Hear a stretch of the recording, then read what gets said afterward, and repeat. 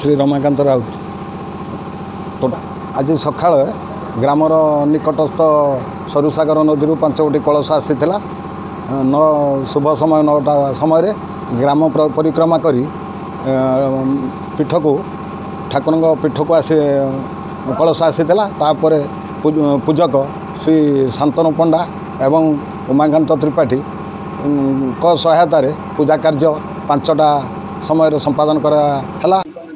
शिक्षक श्री भीमसेन राउत तथा मोर पिता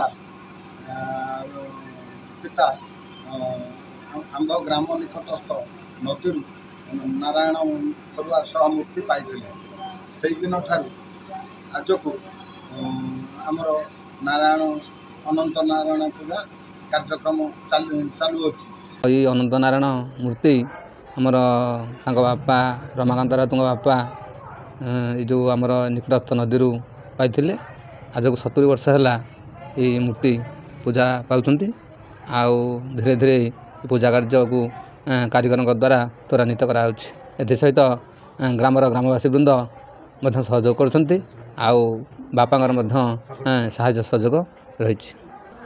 प्रभात 5टी कलश धरी ग्राम परिक्रमा करी आनिक पूजा करूँ सहित नना उपस्थित थे। पूजा कार्य संपूर्ण होता।